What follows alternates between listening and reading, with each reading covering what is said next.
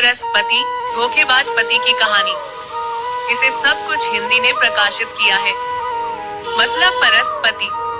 मतलब परस्त पति की हिंदी कहानी की किस प्रकार उसने धोखे से अपनी पत्नी को मार डाला। तोता मैना के किस्से की रोचक दास्तान हिंदी में। काशी हिंदुओं का पवित्र स्थान है, जहाँ कदम कदम पर मंदिर, धर्मशालाएं एवं पाठशालाएं हैं। वहीं पर पंडित रामानंद की भी पाठशाला है, जिसमें अनेक विद्यार्थी पढ़ते थे। उन्हीं विद्यार्थियों में मथुरा का रहने वाला एक बालक भी पढ़ता था। उसका नाम कृष्णदत्त था। वह लगभग 14 वर्ष का था। काफी सुंदर युवक था। काशी नगरी से 5 कोस की दूरी पर एक बहुत बड़ा और रमणीक शहर था। वहाँ एक धनवान सेठ द्वारका प्रसाद रहता था। दान की कोई थाह नहीं होती। सेठ द्वारका प्रसाद ने 1 लाख अशर्फियाँ दान स्वरूप देने के लिए रखी हुई थी। उन अशर्फियों में से प्रतिदिन ब्राह्मणों को दान देता था। यह बात जब काशी के विद्यार्थियों ने सुनी तो पंडित रामानंद की पाठशाला के विद्यार्थी भी उस सेठ के यहाँ अशर्फियाँ लेने चल दिए। उन विद्यार्थियों में कृष्णदत्त भी था। चलते समय सब विद्यार्थियों से रामानंद पंडित ने कहा, शिष्यों, तुम लोग जा तो रहे हो, परंतु एक उपदेश याद रखना कि यदि रास्ते में श्यामा चिड़िया बैठी हो तो उसके दाहिनी ओर से गुर्जर। गुरुजी की यह बात सुनकर वह विद्यार्थी चल पड़े। जब वे लोग काशी से 1 कोस की दूरी पर निकल गए तो एक विद्यार्थी ने कहा, देखो, श्यामा चिड़िया बैठी है और कुछ बोल रही है। सब विद्यार्थी उसके दाहिनी ओर को चले, तभी वह चिड़िया उड़ गई।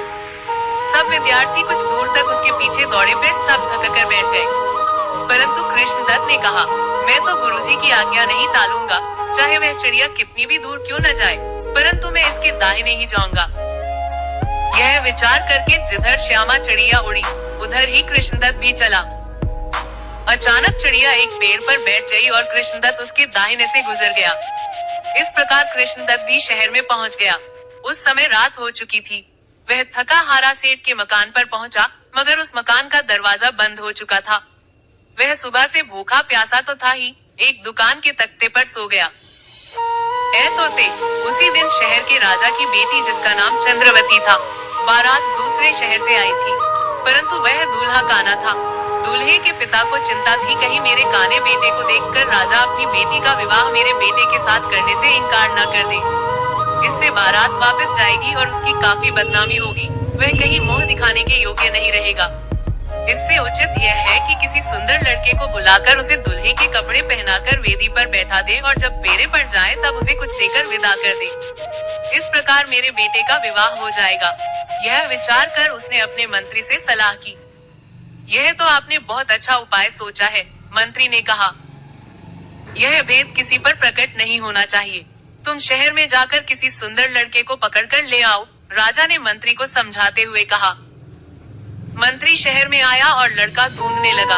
एक दुकान के बाहर कृष्णदत्त को सोता देखकर उसे जगाया और कहा, ऐ ब्राह्मण पुत्र, हमें तुमसे एक काम है। यदि तुम हमारा काम कर दो तो हम तुम्हें 1000 अशर्फियाँ देंगे। क्या काम है? कृष्णदत्त ने पूछा।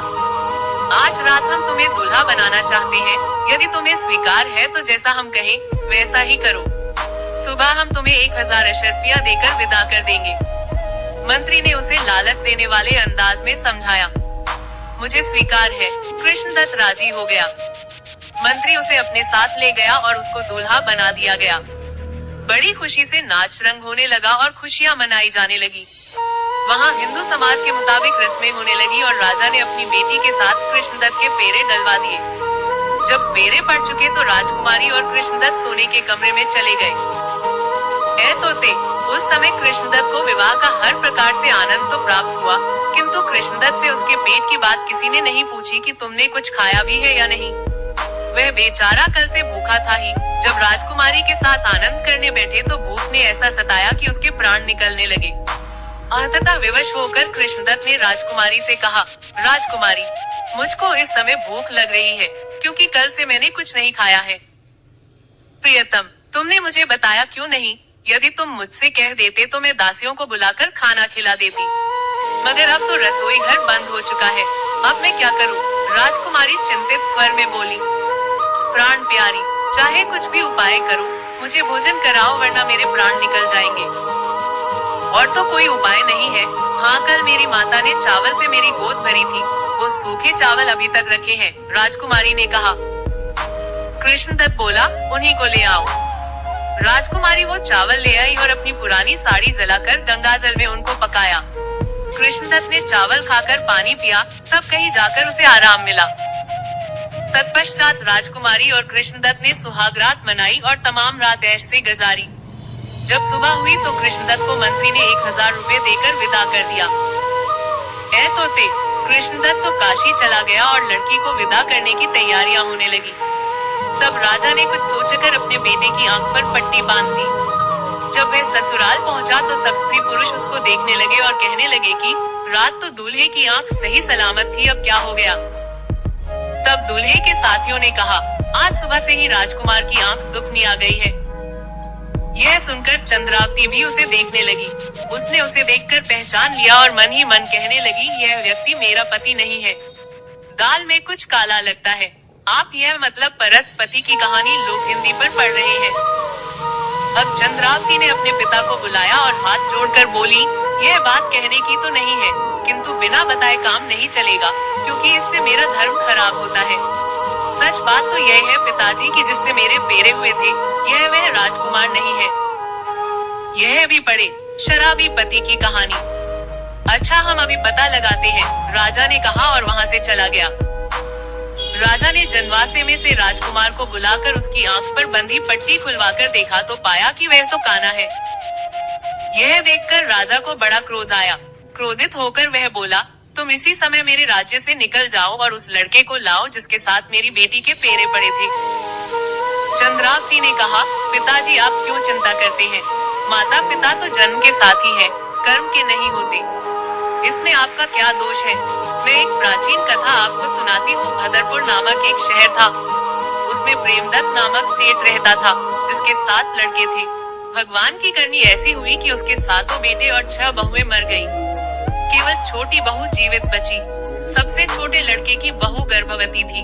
अपने घर का ताला लगाकर वह अपने मायके चली गई, क्योंकि मकान में एक प्रेत आत्मा ने निवास कर लिया था।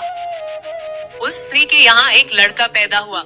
वह एक दिन अपनी आयु के बच्चों के साथ खेल रहा था कि एक लड़के ने ताना दिया कि हम तुम्हारे साथ नहीं खेलेंगे, क्योंकि तुम अपना घर बार छोड़कर अपने मामा के टुकड़ों पर पल रहे हो। यह सुनकर सेठ के पौत्र को बहुत क्रोध आया। वह अपनी माँ के पास आया और पूछने लगा, हमारा घर कहाँ है माँ। माँ बेटे की बात सुनकर आश्चर्यचकित रह गई, परंतु लड़के ने कहा, यह मेरा घर नहीं है। लड़के की नानी और मामा ने भी बहुत समझाया कि बेटा यही तुम्हारा घर है, किंतु लड़का नहीं माना। या तो मुझे मेरा घर बता दो, वरना मैं जहर खाकर मर जाऊंगा। लड़के ने जिद पकड़ ली थी। बेटे की जिद देखकर माँ ने कहा, बेटे हमारा घर तो भदरपुर में है, उस घर में एक प्रेतात्मा रहने लगी है, उसने हमारे घर के सभी सदस्यों को मार डाला। अब मैं अकेली रह गई थी। उस समय तू मेरे गर्भ में था। मैं तेरे प्राण बचाने के लिए उस घर में ताला लगाकर यहाँ चली आई। इससे आगे वहाँ का हाल मुझे नहीं मालूम। यह सुनकर उसने अपनी माँ से मकान की चाबी ली और भदरपुर पहुँचा। जैसे ही उसने ताला खोला वैसे ही वह प्रेतात्मा आकर कहने लगी, यहाँ मत आना, वरना मैं तुझे खा जाऊंगा। तेरे परिवार के सदस्यों को मैं पहले ही खा चुका हूँ। प्रेत की यह बात सुनकर लड़के ने कहा, अच्छा, यदि मैं तुझको अच्छे अच्छे पकवान खिलाऊं, तब तो तू मुझको नहीं खाएगा। प्रेत ने उसकी बात स्वीकार कर ली। लड़के को वहाँ रहते हुए काफी दिन हो गए। वह उस प्रेत को अच्छे अच्छे पकवान बनाकर खिलाता था। एक दिन लड़के ने प्रेत से पूछा, आप प्रतिदिन कहाँ जाते हैं। मैं प्रतिदिन विधाता के दरबार में जाता हूँ, प्रेत ने जवाब दिया। आप मेरा एक काम कर दोगे, लड़के ने उससे कहा। प्रेत ने स्वीकृति दे दी। तब लड़के ने प्रेत से कहा, आप विधाता से यह मालूम करना कि मेरी आय कितनी है। अच्छा, प्रेत ने कहा और चला गया। जब प्रेत वापस आया तो लड़के ने पूछा कि विधाता ने क्या बताया। तेरी आयु 70 वर्ष की है, प्रेत ने उसे बताया। तब लड़के ने कहा, अब यह मालूम करना कि क्या मैं अपनी आयु में से 2-4 वर्ष और घटा या बढ़ा सकता हूँ। विधाता की ओर से जवाब आया, मैं 70 वर्ष लिख चुका हूँ, इसमें कोई कमी या बढ़ोतरी नहीं हो सकती। अगले दिन जब प्रेत चला गया तो लड़का एक जलती हुई लकड़ी लेकर द्वार पर बैठ गया। जब प्रेत वापस आया और उसने खाने को मांगा तो लड़के ने कहा, आज तो खाना नहीं है, तो मैं तुझे खाऊंगा। लड़के के मुंह से इनकार सुनकर प्रेत ने कहा, तब लड़का जलती हुई लकड़ी को लेकर उसके पीछे भागा और बोला अंडरस्कोप, अरे मूर्ख, जब विधाता में भी यह शक्ति नहीं है कि वह मेरी आयु को कम कर सके तो तेरी क्या मजाल है कि तू मुझे खा जाए। लड़के की बात सुनकर प्रेत वहाँ से भाग निकला। तब लड़का अपनी माँ को लेकर आया और कुछ ही दिनों में सब कुछ ठीक हो गया। मतलब परस्त पति की हिंदी कहानी। विधाता का लिखा कभी गलत नहीं होता। पिताजी, मेरा पति आपके ढूंढने से नहीं मिलेगा। काशी जैसे बड़े शहर में मुनादी लगवा दीजिए कि हमारी बेटी चंद्रावती एक प्रश्न का उत्तर चाहती है, जो कोई इस प्रश्न का उत्तर देगा उसे 1 लाख रुपए इनाम दिया जाएगा।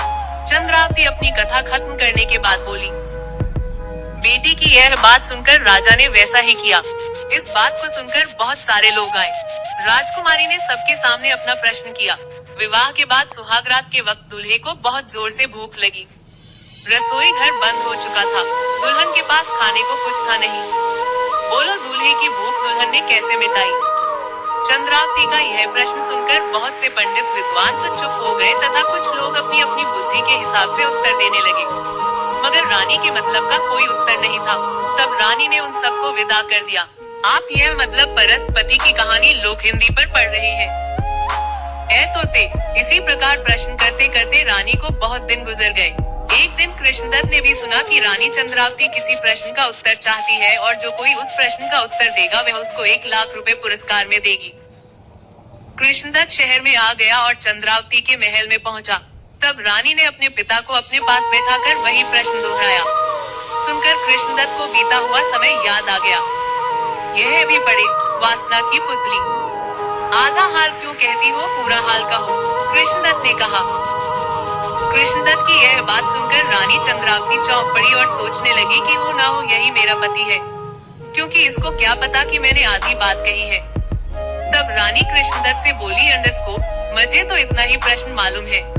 यदि आपको आगे को मालूम हो तो आप प्रश्न पूरा कर दीजिए। इस पर कृष्णदत्त ने कहा, रानी चंद्रावती का दूल्हा काना था, लेकिन राजा ने किसी और को दूल्हा बनने के लिए राजी किया और उसे काफी इनाम देने का वचन भी दिया। मगर वह भूखा था, दौलत का नहीं, पेट का, क्योंकि उसने 2 दिन तक कुछ नहीं खाया था। उसी भूखे को दूल्हे का लिबास पहनाया और राजकुमारी के साथ विवाह के फेरे डलवा दिए। सुहाग कक्ष में पहुंचते ही दूल्हे की भूख ने विकराल रूप धारण कर लिया। वह भूख से व्याकुल होने लगा। रसोई घर बंद हो चुका था, इसलिए राजकुमारी ने अपनी गोद के चावलों को गंगाजल में पकाकर अपने दूल्हे की भूख मिटाई।